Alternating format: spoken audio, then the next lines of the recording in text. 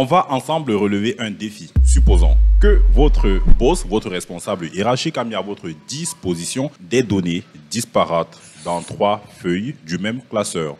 On a les données de janvier, de février, de mars. Il voudrait avoir tout ça regroupé dans une seule feuille de calcul. Et mieux encore, il faudrait qu'à l'avenir, si on ajoute une nouvelle feuille, par exemple avril, mai, juin, etc., que ces différentes feuilles rentrent automatiquement dans le fichier consolidé sans aucune action de votre part. Comment allons-nous réaliser cela? Eh bien, nous allons exploiter tout le potentiel de Power Query afin de réaliser une telle opération. Où se trouve Power Query dans Excel? Si vous avez Excel, notamment à partir de la version 2016, vous irez dans l'onglet Données et puis vous allez retrouver toutes les commandes de Power Query dans cette partie, récupérer et transformer des données et puis requêtes et connexions. Power Query, c'est quoi? Power Query est un outil de business intelligence fourni par Microsoft tant dans Excel que dans Power BI pour vous aider à importer différentes sources de données. Fichiers texte, fichiers CSV, classeur Excel, fichiers stockés dans SharePoint, etc. Ça vous permet donc d'importer ça, de combiner toutes ces informations, de les retraiter, de les transformer et même de réaliser des travaux de réconciliation, de rapprochement de différentes tables et puis d'avoir une requête qui est tout simplement prête à l'emploi. Dans cette vidéo, je vous montrerai donc comment illustrer un tel challenge et on va le faire ensemble. C'est parti. Première chose que nous allons faire, c'est créer un classeur vide. Pour le faire, on va appuyer sur les touches CTRL et N. Une fois que c'est fait, vous vous rendez dans votre onglet Données, obtenir des données à partir d'un fichier et puis vous sélectionnez le classeur Excel Source. Vous cliquez sur le bouton Importer et vous allez arriver à une fenêtre d'importation. Notre objectif, c'est de faire un travail tel que lorsqu'on aura de nouvelles feuilles de calcul dans le classeur source, que ce soit pris en compte dans la consolidation. Donc, n'allez surtout pas venir ici pour cocher, sélectionner plusieurs éléments et puis vous sélectionnez les fichiers les uns à la suite des autres. Si vous faites comme ça, vous aurez des erreurs qui vont être générées lorsque vous allez actualiser votre fichier de consolidation à la suite de l'ajout de nouveaux éléments. Donc, il est préférable de décocher ça et de cliquer ici sur le dossier qui vous permet d'avoir la main sur l'intégralité du classeur, peu importe son contenu. Une fois que vous l'avez fait, vous cliquez sur le bouton « Transformer les données ». Ensuite, vous avez l'éditeur Power Query qui est devant vous, qui est ouvert. On va rapidement voir ce qu'on peut faire avec cette table. Cette table, c'est tout simplement une représentation simplifiée du contenu de votre classeur Excel Source. Vous avez pour chaque ligne une feuille de calcul. Vous avez par exemple ici la feuille janvier 2024. Vous avez aussi des feuilles de calcul qui sont masquées, ou plutôt une feuille de calcul qui est masquée la dernière. Comment sait-on qu'elle est masquée? Dans cette table, vous avez ici la colonne, l'attribut hidden, qui vous permet d'identifier des feuilles masquées. Donc ici, son attribut, la valeur en tout cas c'est true. Donc on peut dire que cette feuille, elle est masquée. Les autres, elles ne le sont pas. Donc vous pouvez aussi filtrer à ce niveau pour décocher toutes les feuilles masquées. Vous cliquez sur OK. Vous avez aussi la possibilité, via différents critères, de faire la sélection des fichiers que vous souhaitez consolider. Si je viens par exemple ici, je vais venir sur le filtre textuel, contient quoi? Contient 24 pour 2024. Je saisis cela dans cette partie et puis c'est une fenêtre qui vous permet de combiner des critères supplémentaires. Vous cliquez sur OK, donc ce qui me permet de réaliser les filtres qui me semblent pertinents, intéressants. Je vais souhaiter garder uniquement les 2 premières colonnes. Les autres ne vont pas vraiment m'être utiles. Je fais un clic droit, supprimer les autres colonnes. Alors ici, vous avez dans la colonne Data le contenu de votre classeur réparti pour chacune des feuilles de calcul. Si vous souhaitez prévisualiser chaque feuille de calcul, vous cliquez là et vous avez ici la prévisualisation en dessous. Vous pouvez consulter, n'est-ce pas? Donc, si vous voulez avoir le contenu, ce que vous avez ici en prévisualisation, entièrement développé, vous viendrez cliquer sur ce bouton. Et puis, moi, je vais décocher ici « Utiliser le nom de la colonne d'origine comme préfixe » parce que je ne voudrais pas que pour chacune de ces colonnes, qu'il vienne récupérer le nom data. Il me fait un data.colonne 1, colonne 2, etc. Moi, je n'ai pas besoin de ça. Je vais cliquer ici sur « OK ».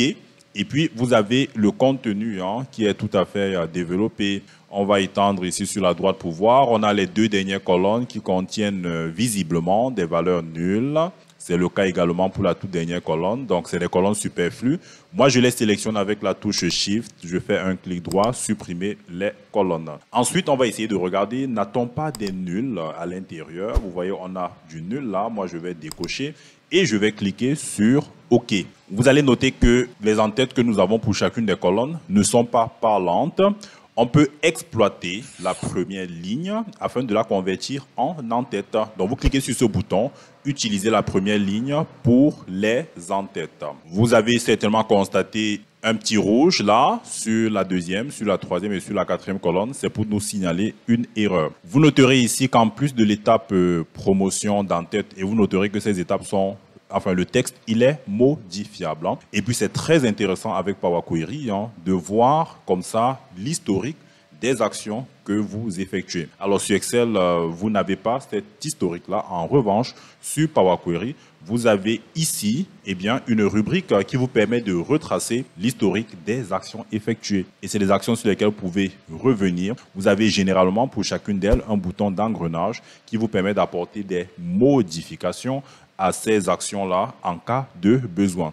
Donc ici, il nous a rajouté automatiquement la modification du type. Sauf qu'en venant faire cette modification du type, il le fait alors même qu'à l'intérieur, vous avez des données qui ne sont pas homogènes. Si on prend le cas de la date, revenons sur l'étape de promotion des en-têtes. Et puis, je vais rapidement défiler vers le bas. Donc, une fois que vous avez les données de la première feuille de calcul qui sont terminées, vous avez les données de la deuxième feuille de calcul qui commence ici à la ligne 367.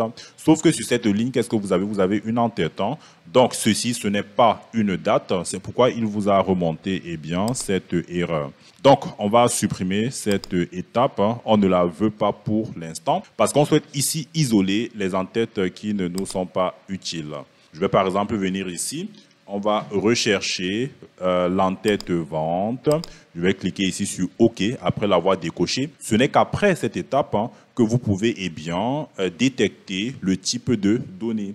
Je vais appuyer ici sur les touches CTRL A pour sélectionner l'intégralité de mon tableau. Ensuite, je vais venir ici sur l'étape, ou plutôt sur l'onglet Transformer, et je vais cliquer sur Détecter le type de données. Maintenant que le type de données est détecté, c'est plutôt excellent. On ne va certainement pas oublier de renommer cette en-tête. Ici, nous avons janvier 2024, mais on pourrait appeler ceci mois. Pour renommer, ce n'est pas du tout difficile. Il vous suffit de double-cliquer et puis vous l'avez renommé assez rapidement. Une fois que vous avez terminé, vous pouvez venir ici sur l'onglet Accueil, fermer et charger. Et puis, ça va déposer ce résultat de requête sous la forme d'une table dans Excel. Nous souhaitions surtout savoir si en cas d'évolution des données, ce serait pris automatiquement en compte. Je vais par exemple dupliquer les données de la feuille de calcul mars 2024.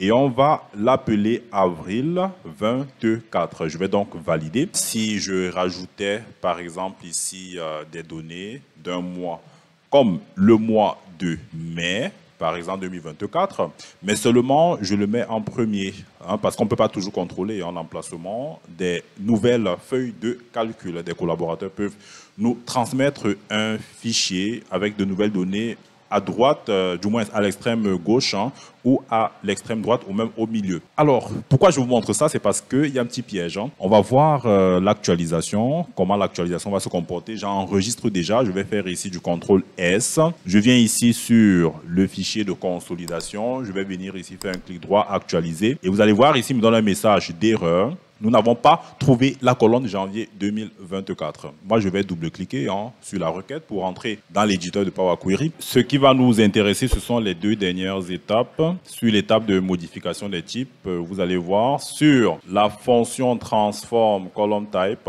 donc transformation des types de colonnes. Vous avez ici les noms d'entête suivis du type approprié. Nom d'entête suivi de son type. Nom d'entête suivi de son type. Donc, si je reviens ici, sur l'étape, par exemple, ici de filtre, il se trouve que initialement, la feuille que nous avions, c'était janvier 24. Donc, on va ici actualiser l'aperçu. Et vous allez voir que plutôt que d'avoir janvier, c'est maintenant mai. Donc, si je reviens par exemple ici, on va dorénavant travailler avec mai comme étant le nom de la première feuille de calcul. Donc, si je reviens ici, eh bien, cette formule devient caduque. En revanche, si je remplace là par mai, n'est-ce pas? Je valide. Vous voyez bien que le problème, il est corrigé. Si je reviens ici, je remplace également par mai et que je valide. Vous voyez, le problème, il est corrigé. Mais est-ce que c'est une façon robuste de procéder? Je vais d'ailleurs inverser les étapes à ce niveau. On va rapidement corriger ça. Modification des types. Je vais venir ici mettre moi. Comme ça, dans la solution que nous allons adopter, on n'aura plus besoin d'intervenir sur la modification des types. Donc, est-ce que c'est une façon durable de procéder? Eh bien, non. Parce que plus tard, si on a une feuille de calcul qui se nomme par exemple juin en premier, le même problème va surgir. En faisant quelques recherches, vous pouvez par exemple tomber sur cette fonction M qui va être la solution à notre problème. Alors cette fonction table.columnNames va nous aider à retourner les noms des colonnes dans la table sous la forme d'une liste de texte. Et puis ici, nous donne un exemple. Alors pour mieux comprendre, cela signifie que si nous avons un tableau comme celui-ci où on a la colonne nom, la colonne âge, la colonne ville, dans le langage M, on a ici la représentation de la classe. Ça veut dire que si j'utilise par exemple une variable qui s'appelle nom des colonnes et qui va utiliser la fonction table.columnNames et puis en argument, je récupère ma table que voici. Qu'est-ce qu'on aura comme résultat? On aura comme résultat une liste que nous avons ici dans le langage M avec des accolades au début et à la fin, comprenant ici les noms tout simplement des entêtes. Et puis, je peux me servir du numéro d'index. Ici, je vais utiliser le numéro, par exemple, 0, vu que dans le langage M de Power Query, les numéros d'index commencent par la position 0. Donc, si je veux ici avoir le premier élément de ma liste, je vais utiliser comme numéro d'index 0. Donc, on va d'ailleurs copier ceci. Et je vais venir ici apporter des modifications plutôt que d'avoir le mois de mai 2024 en dur. Je vais faire du CTRL-V pour coller ça. Et je vais changer ici le nom de la variable. Dans la table ici, dans l'étape précédente, c'est ligne filtrée 3. Je vais venir copier ça ici, n'est-ce pas, comme argument de ma fonction table.columnName. Je vais faire du CTRL-V. Une fois que j'ai terminé, je vais valider. Et puis, vous allez voir le résultat. On n'aura plus d'erreur. Donc, l'idée, c'est que quelles que soient les nouvelles feuilles de calcul que j'aurai, quelle que soit la manière dont ces feuilles vont s'appeler, ça ne posera plus de problème. Il me suffit de venir ici fermer et charger. Et on aura le nombre d'éléments qui va évoluer passant à 1492. Et vous avez effectivement les données du mois de mai 2024 qui ont été ajoutées. Donc voilà, on a pu réussir le challenge qui consistait à construire ici une feuille pour consolider automatiquement les différentes feuilles de calcul qui prennent également en compte l'évolution du classeur source. Merci encore d'avoir suivi cette vidéo jusqu'au bout. Donc, si vous êtes aujourd'hui un contrôleur de gestion, un chef comptable, un analyste financier, un fiscaliste et que vous traitez une masse importante de données, vous avez besoin d'importer des données de différentes sources, de les manipuler, de les transformer, de faire de la réconciliation, du rapprochement, il y a un lien dans la description qui vous permet d'avoir des informations sur notre formation Maîtriser Power Query de débutant à pro. Et si vous n'êtes pas encore abonné à la chaîne, qu'est-ce que vous attendez? Abonnez-vous à la chaîne, activez les notifications pour ne manquer aucune vidéo pour vous aider à monter en compétences en compta et sur Excel.